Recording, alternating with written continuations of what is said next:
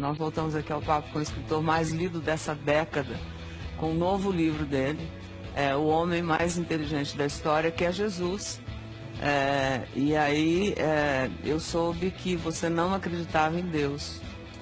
Eu fui um dos maiores ateus que pisou nessa terra.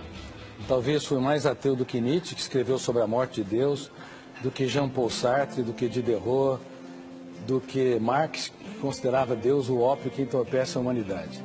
Como a minha teoria estuda a construção de pensamentos e a formação de pensadores, eu estudei como é que Einstein libertou seu imaginário, como Freud, e fui até Jesus Cristo. Esperava encontrar alguém de seu menor valor. Você estudou a vida de Jesus. Exatamente, a história, as reações subliminares. Faz 15 anos que você está... Na verdade, 15 anos escrevendo esse livro, mas faz 20 anos que eu tenho estudado como pesquisador da psicologia, sociologia e psicopedagogia. Eu fiquei perplexo, porque percebi que ele não cabe no imaginário humano. Eu me curvei humildemente à inteligência dele. Agora, veja bem, Ana, Pedro, como eu digo nesse livro, Pedro era hiperativo, tenso e ansioso. João era bipolar. No momento era tranquilo e generoso.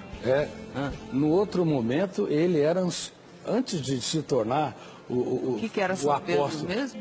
Pedro era hiperativo, tenso e ansioso. Se fosse um aluno nos dias de hoje, todo professor queria vê-lo a quilômetros de distância da sua sala de aula.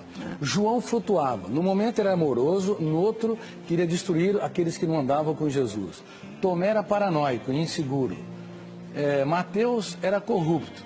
Talvez, se tivesse nos dias de hoje, quem sabe estaria até na Lava Jato. E Judas, o que era? E Judas Iscariotes era dissimulador.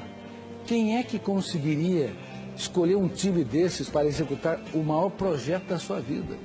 Mas por incrível que pareça, para espanto das ciências, ele transformava pedras brutas em obras-primas. E eu fui às lágrimas ao perceber o que esses jovens eram antes e no que eles se tornaram.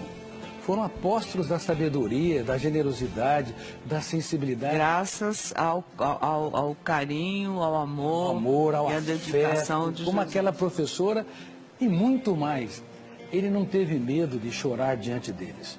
Um grande mestre é capaz de falar dos dias mais tristes da sua vida, para os seus alunos aprender a escrever os capítulos mais importantes de sua história, dos momentos mais dramáticos. Ora, quem era o homem, Jesus, que você descobriu através de longos anos de estudos?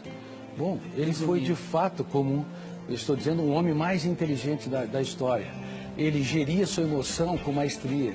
Ele conseguia fazer poesia no caos. Ele transformava prostitutas em rainhas. Nós vimos aquele exemplo daquele jovem machucando a sua namorada. Ele era tão generoso que era capaz de transformar quem estava à margem da sociedade num príncipe ou numa princesa. E eu me perguntava, que homem era este? Inclusive, quando Judas o beija, ele fala, amigo, para que vieste? Que homem era esse que dava tudo que tinha para aqueles que pouco tinham? Ele não tinha medo de ser traído, ele tinha medo de perder um amigo. Portanto, quando eu estudei a mente dele, eu me curvei, como eu disse, humildemente a sua inteligência e percebi que ele não cabe no imaginário humano. Ele tem de ter sido real.